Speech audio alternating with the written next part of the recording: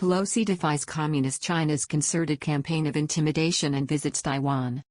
The landing of the U.S. House of Representatives Speaker in Taipei has triggered a major crisis between China and the United States in the region and will be viewed as a victory and a test of confidence between the two powers for America and personally for Nancy Pelosi. However, it is feared that this may be only the beginning, as China's foreign ministry, on Tuesday, warned the United States that there will be a price to pay, while officials again repeated President Xi Jinping's chilling message to President Biden that things will not end well for those who play with fire. U.S. Speaker of the House of Representatives Nancy Pelosi defied Communist China on Tuesday evening when she touched down in Taiwan to pay a historic visit to the self-governed island and state that China claims to wield sovereignty over.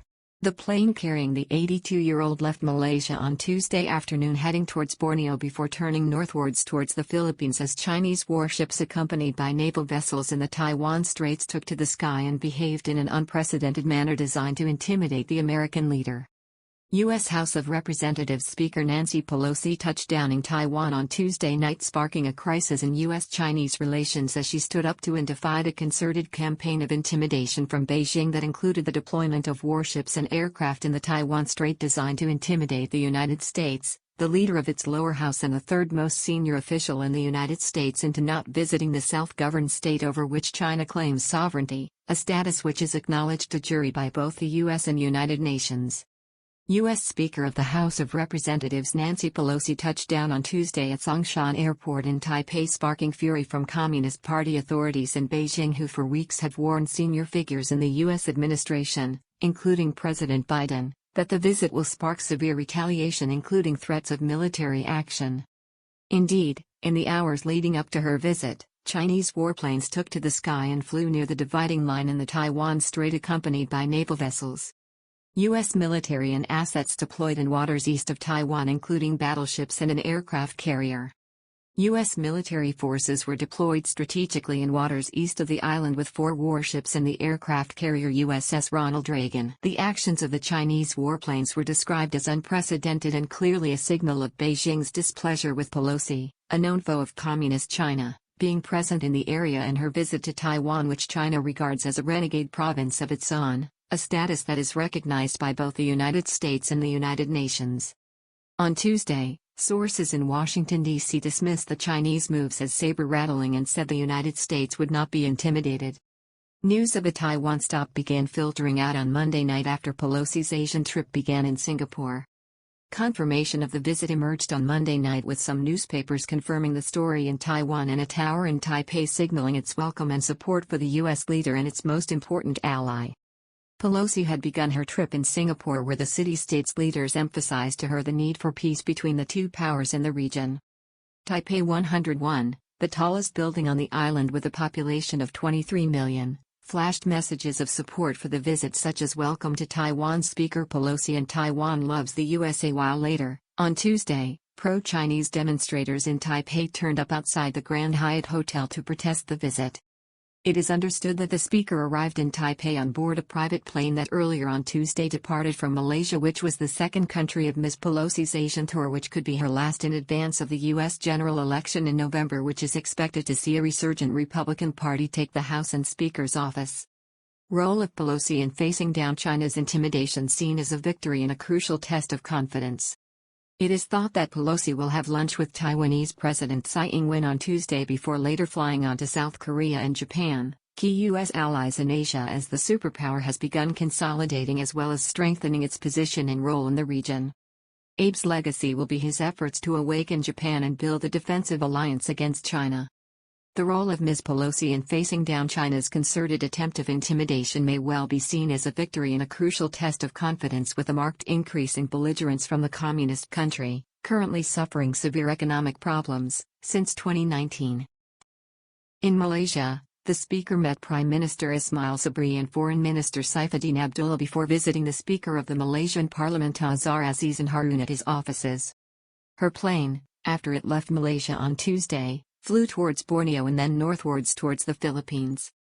China's furious reaction to the visit, as Foreign Minister Wang Yi described U.S. actions as despicable.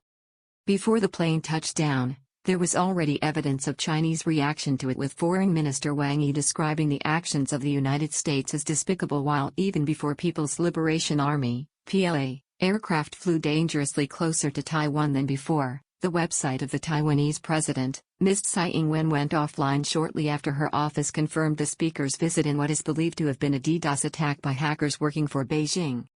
The website was quickly restored to normal, with authorities in Taipei saying it would be monitored by Taiwanese military experts, with a spokesman for President Tsai Ing-wen suggesting that the malware attacks, on Tuesday, were 200 times more powerful than normal.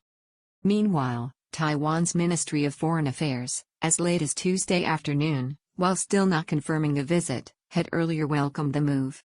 Taiwan always welcomes international visitors coming to Taiwan to gain a better understanding of Taiwan and to display their support for Taiwan, its spokesperson Jianyu explained to reporters. Military movements near Taiwan on Tuesday as U.S. military prepared for any eventuality, with fear for the speaker's plane based on intelligence information.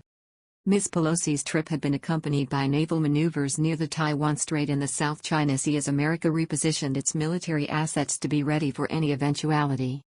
The visit is believed to have sparked major concern among some elements of President Biden's White House, with fears that Chinese authorities may have targeted the plane carrying Ms. Pelosi, a suggestion that had been relayed through intelligence channels.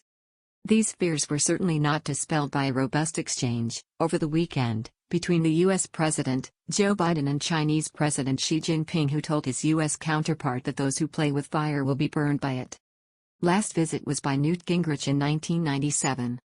The last visit by such a senior U.S. official was in 1997, when it was the then Speaker of the House of Representatives, Newt Gingrich, who made the trip to Taipei.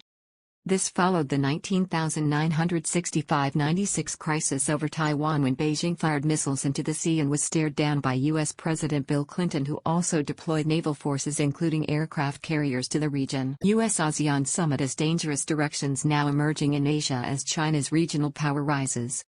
This is not forgotten in China, with Communist Party officials now heralding the country's superior military capability and economic standing as reasons for taking a strong stand. The situation is also made more fraught with concern in Beijing at how this clash will be seen by an upcoming key meeting of the Chinese Communist Party, at which President Xi Jinping is expected to burnish his credentials as a strong, decisive and more nationalistic leader to secure an unprecedented third term, with reports of some internal challenges to his leadership.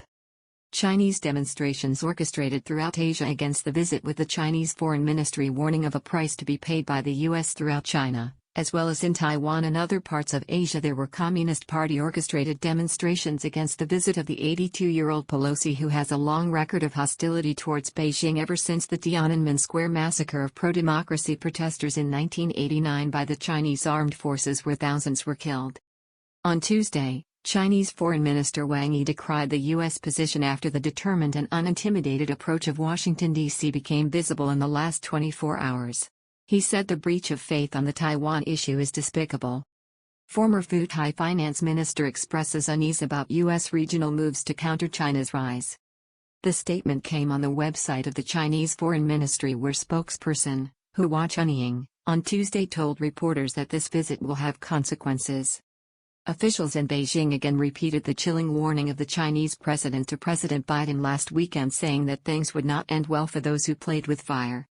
The U.S. side will bear the responsibility and pay the price for undermining China's sovereign security interests, she said. Faced with reckless U.S. disregard of China's repeated and serious representations, any countermeasures taken by the Chinese side will be justified and necessary, which is also the right of any independent and sovereign country. Despite off-the-record briefings last week that the White House was nervous about Ms. Pelosi's visit, the National Security Council spokesman, John Kirby, on Tuesday defended it stoutly. There is no reason for Beijing to turn a potential visit consistent with long-standing U.S. policies into some sort of crisis, he said.